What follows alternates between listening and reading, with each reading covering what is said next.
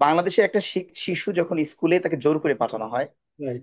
একই শিশু যদি আমেরিকায় আসবে বা আপনার ব্রিটেনে যায়, যদি সে স্কুলে যাওয়ার জন্য পাগল হয়ে যায়। Right, correct. এর মূল কারণ হলো এই আমেরিকায় বলো টিচার, তিনি টিচিং দেন না, টিচার গাইড করে, কন্ট্রোল করে না, গাইড করে।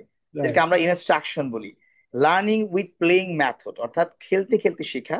সেটা কারেক্ট। প্র্যাগমেটিক, আপনার গোসল করতে হবে কি করে, কি করে কাপড় চোপড় গুছাতে হবে, পুরো স্কুলে ডিজাইন করা।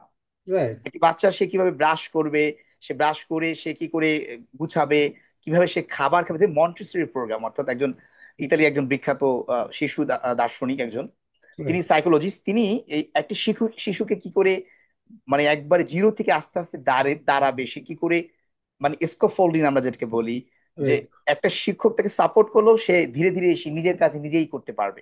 কারেক্ট। হ্যাঁ, এই ধরনের প্রশিক্ষণ তারা স্কুলে বসে পায়। আর আমাদের বাংলাদেশে বললে আমরা কি করি, আমরা প্রাইভেটটাকে বেশি জোর দেই। শিক্ষকদের আর কি 5 দিনের 3 দিনের ট্রেনিং করায়, সেটা ইউআরসি করে, উপজেলা রিসার্চ ইনস্টিটিউশনে, রিসার্চ সেন্টারে, যেটা বাংলাদেশ অধিদপ্তর টাকা বরাদ্দ হয়, সেই শিক্ষকরা সেখানে টাকা পায়, সে টাকা পেয়ে বাড়িতে চলে যায়। দেন এটা আমার স্কুল পর্যন্ত পৌঁছায় না।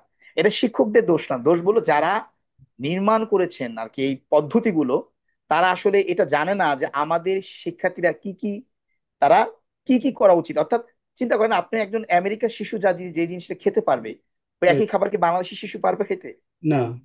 পারবে না। আমেরিকার যে আপনার যে ফ্রাস্ট্রাসের যে আপনার যে ইনফ্রাস্ট্রাকচারের যে উন্নয়ন, ডেভেলপমেন্ট, যে আপনার স্পেস, যে এনভায়রনমেন্ট গুলো আছে, সেটাকে আমাদের বাংলাদেশের শিশুদেরা কি সেরকম পায়?